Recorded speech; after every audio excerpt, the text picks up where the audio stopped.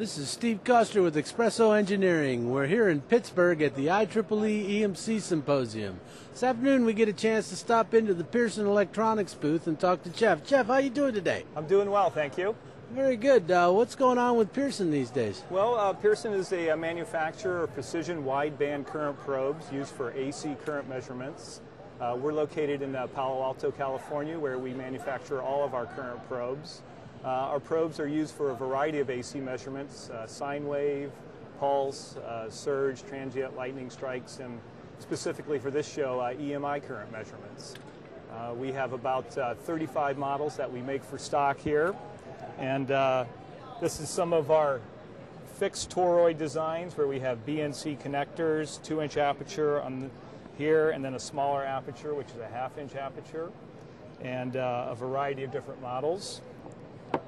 We also have models that have SMA connectors and different designs there. Our current probes measure currents as high as 1 megaamp, that would be like a pulse current, or as low as 10 dB microamps used with a spectrum analyzer. And typical bandwidth is 1 hertz to 20 megahertz, those are 3 dB points. But we also have probes that go up to 250 megahertz. And I'd now like to introduce Chris Waters. Chris is our Chief Technical Officer. He's going to be talking about our wideband clamp-on current probes that we have here and applications for those.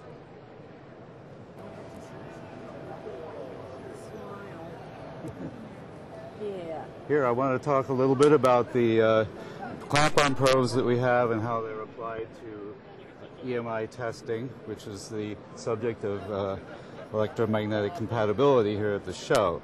We have 3 models in this size, which is a 2-inch hole clamp-on, and they are used generally in the tests which involve audio frequencies from about 30 hertz to 10 kilohertz.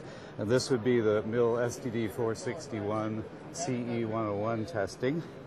And the benefits of these in that kind of testing is that they're flat to quite low frequency, which I'll show you here in this graph. This is for our model 5101. As you can see. So that flattens out by 100 hertz? Yes, it flattens out by 100 hertz. Many other probes that are used in EMC testing roll off below 10 kilohertz, but ours are flat way out into the megahertz region and also down to 100 hertz.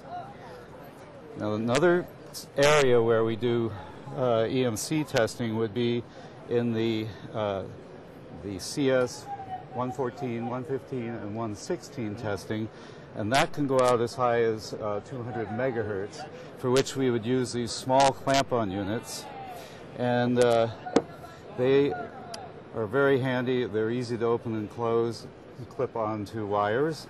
And what I want to do now is to do a little demonstration of this particular model, and so we'll walk over here to our fixture. So this is a coaxial fixture operating from a fast rise time pulse generator, and the particular test that this might be working for would be the CS115, which has a 2 nanosecond rising pulse of 30 nanosecond width. Right. And here we have the input current as seen across the 50 ohm resistor going through the fixture, and then this is the output of our current transformer. And we are working down here in about 2 nanosecond rise time, which is the spec of the test. And I'll just briefly show you what happens if I change the rise time on this pulse generator. You can see how well the output tracks the input until you get down, at least down to 2 nanoseconds. So that's why we like to use these units for that particular type of test. Absolutely. It's easier to prove out your waveform that way. Yes, that's definitely right. Thank you. Very good. Very good. Well, thank you very much, Chris. It's you're quite welcome. Great to see these products, and they certainly are a big help in the EMC world.